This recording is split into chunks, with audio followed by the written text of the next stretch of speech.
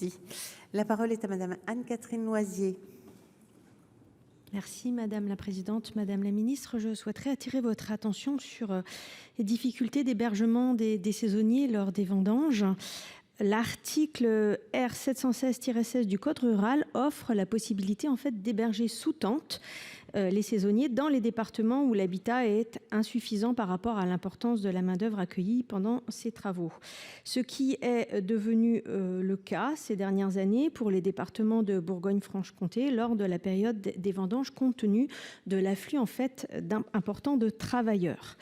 Cependant, l'arrêté de juillet 96 relatif à l'hébergement des travailleurs agricoles n'offre cette possibilité qu'à un nombre restreint de départements en fait du sud de la France, certainement pour leur température réputée plus clémente. Or, compte tenu aujourd'hui de la précocité des vendanges qui ces dernières années se déroulent en période estivale, les professionnels de Bourgogne-Franche-Comté sollicitent la reprise de ce décret pour permettre l'hébergement sous tente des saisonniers sur les départements de Côte-d'Or, de Saône-et-Loire, d'Yonne ou encore de l'Aisne, de l'Aube, de la Marne, de la Haute-Marne et de la Seine-et-Marne.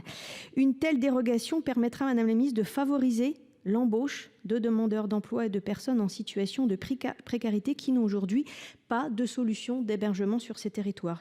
Je souhaiterais donc savoir si ce décret pourrait être modifié assez rapidement compte tenu de ces nouvelles réalités climatiques, économiques et sociales, et pour permettre ainsi aux saisonniers de Bourgogne-Franche-Comté d'avoir accès à un hébergement et donc de répondre favorablement à ce besoin de main-d'œuvre sur ces territoires. Merci pour l'aide.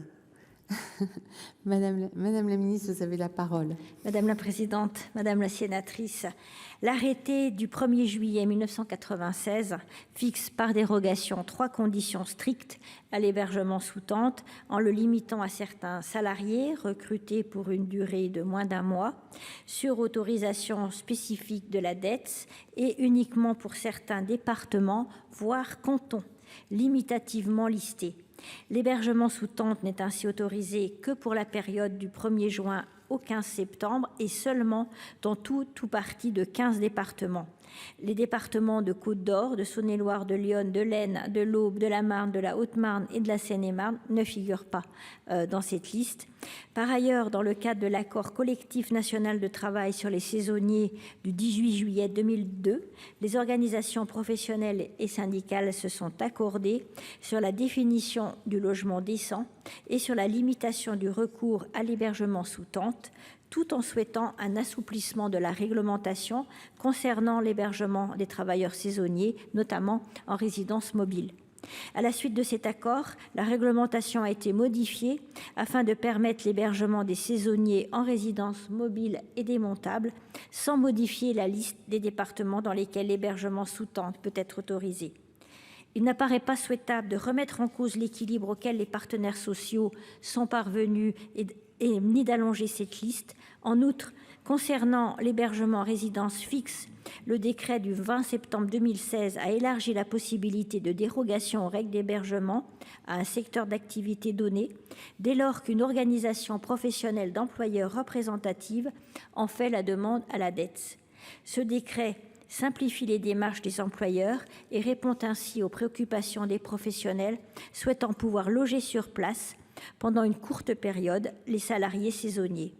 Enfin, l'attention du gouvernement a été attirée par le Conseil d'État sur les risques de rupture d'égalité et d'atteinte au droit à un logement décent auquel il n'est ni souhaitable ni possible de déroger. Merci. Madame Loisier, vous avez 22 secondes.